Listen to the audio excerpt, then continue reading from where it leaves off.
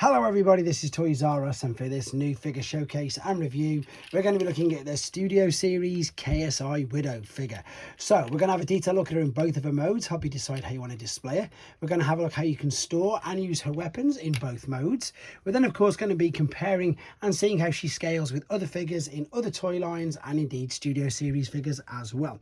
So as I start to move all these out of the way, I'd like to remind anybody who's not subscribed to the channel, if you'd like to hit that subscribe button for me now please, because it really will help me out.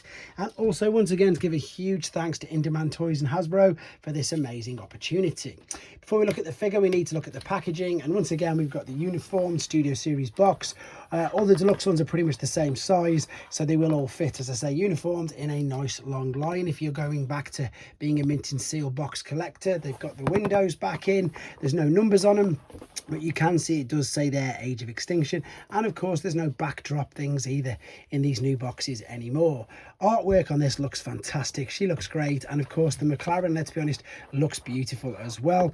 And of course it's a licensed car, and I'm pretty sure you've probably already seen the transformation process for her, which I've already uploaded. If you haven't, that is separately uploaded, so you can have a look at that whenever you want to. Right, she looks stunning. Now I know there's some lucky people in Canada, she's out already with a few of the other figures, but she's definitely well worth the wait, and it's one of the figures that I never saw coming, to be honest.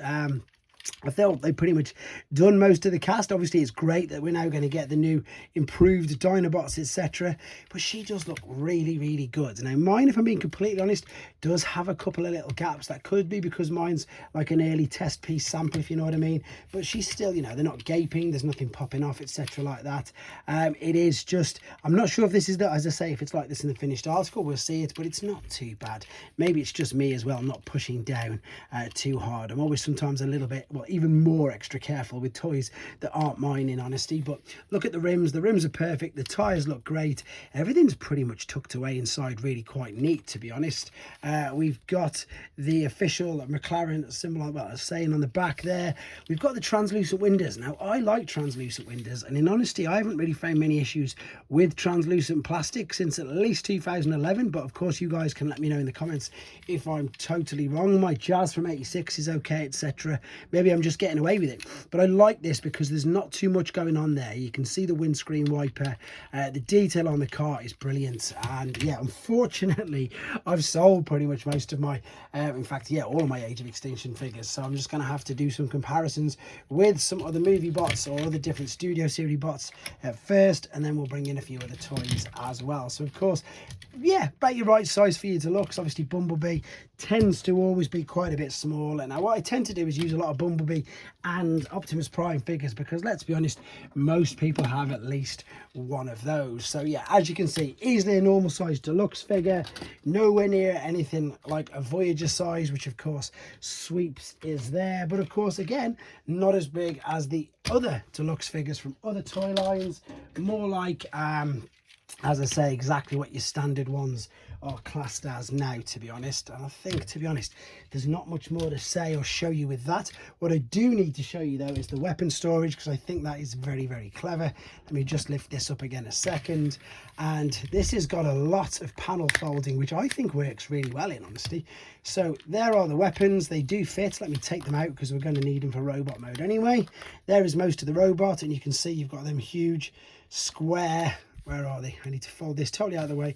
Cutouts there, which is where these do fit in. So you don't have to have them in there if you don't want to. Some people like to have, you know, boxes of accessories, etc. But if you don't want that, and if you want to keep them on the actual figure itself, I'm going to pop this in. Then you don't have to. As you see, you can store them in there. But as I said, there's not much more to say about this particular. In fact, let me just show you this, because that looks pretty good, like a bit of an engine part, but obviously it does, it's just for show. You don't get to see it, you can't pop the bonnet, etc. It's mainly for when you're doing the transformation. It seems I popped her out all over the place. That's no good, is it? Let's just get her back in just to sign off this part of the video, even though we're going to go straight into robot anyway. Yeah, what I think I'm going to do is exactly that. That's better, that's gone in, that's held it. ish. There we go. Let's have a look at her now in a robot mode. Okay, then we're back for the final time, and she's partially, in fact, pretty much all in a robot mode. But what I did want to do is just show you this. Now, granted, I don't normally do transformation processes on the same video. Reason for this is to keep the main length of the video down, and two is not to spoil it for people. I genuinely get messages from people saying, thanks for not spoiling it. I didn't want to see it. So that's why it's separate if you do want to watch it. But what I want to do is show you this. Same as with the Megatron in Studio Series 86. These panel folding, panel bending, whatever you want to call them, they're getting so clever, because these really do collapse incredibly well all over themselves, just to keep a lovely streamlined back, which I think it's just genius. So I did want to show you that. I don't think, to be honest, guys, and you can answer or tell me in the comments if that's that bad. Considering how big it was, I just think it's very clever. It's pretty much on the same sort of level as how the whole side of the tank folds into them. So I think it's genius. I love things like that. I appreciate any transformer that does that, to be honest, because I do think it is very clever. Right, also I want to show you this again. You can store these weapons in at the back of the doors, like so, if you don't want to use them. So these weapons storage are far better than some of the ones where you just get random things attached to the back. She herself, though, looks really good, and I love the fact that we're getting concept figures, because that really means that you're going to get everything that you want as a fan. There's going to be nothing that they're going to miss out. The head sculpt is brilliant. I think she looks really good. You can actually see the detail. She looks a bit like a robotic Medusa. It's crazy how good and how detailed that head sculpt is. The shoulders will move up and down as well. The head will spin around. It is obviously restricted by her robotic, are they dreadlocks? What do you want to call them? I don't even know what to call them. You don't know what to call them anyway. Shoulders, you can come out to get pretty much the full T. They'll go around. They don't go fully around, but they are slightly restricted, but they are ball and socket joints, so you can maneuver them well out of the way if you wanted to. You can also obviously move these doors back. You can move the shoulders out a little bit just to get some different type of posing. Let's bring this down, because she's gone back out. There's obviously no ab crunch, but that does do that. Well, it does crunch, but it is of course due to the ball and sockets for the hips. I just wanted to show you though that it is available. I need to quickly show you that there is a shoulder swivel, a bicep flexion. The wrists are completely fused. As we've seen, the thigh spin, the knee bend, the ankle sort of, does it tilt? I'm not too sure. I don't think it does. I know you can lift this out and back. The heel can go backwards and forwards, and the toes do sort of tap up and down. I don't think there is. It doesn't look like there is because of how the hinge is all there, and I obviously do not want to snap it. So pretty, you know, as articulate as you'd expect for a deluxe figure. Now you can also, right, let me make sure I get this right. We can attach these over the forearms. So there's a little cutout there. I always miss this. And there's two little lines on the inside of this. So it should, there we go, fit. I suppose you're just looking for it to follow the outline of her forearms, and there you go.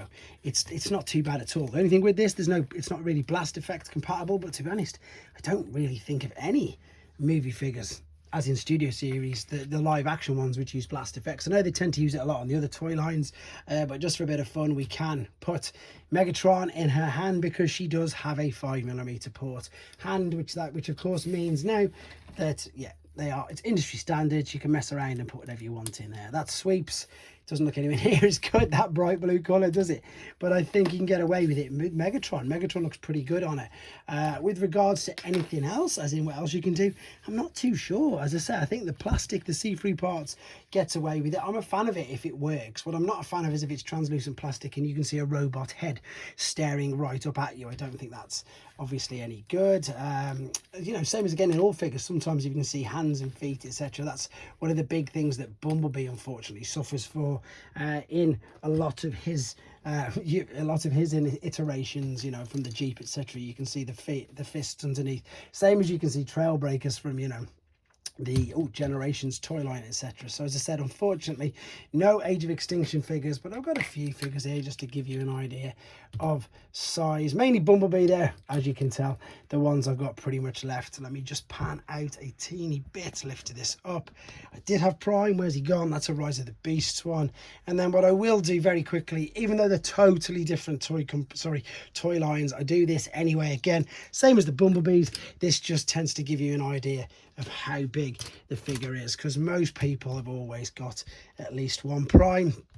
in their collection, so this will be pretty much near enough the last part. I'm impressed with it. I don't really know what the overall opinion of her is in the fandom. I was lucky enough to open this up at TF Nation, so if you want to see the unboxing video, that is on the live, and she seemed to go quite well, you know, seemed to go down quite well. Everybody seemed to like the look of her, thought she looked good. People were really pleased, obviously, that there's actually a figure of her now. But I like her, as I say.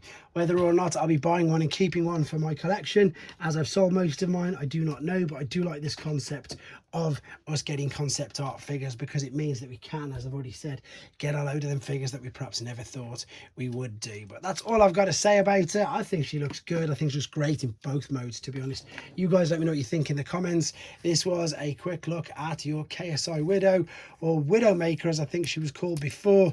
They called her just KSI Widow. Let me know what you think in the comments, guys. Take care.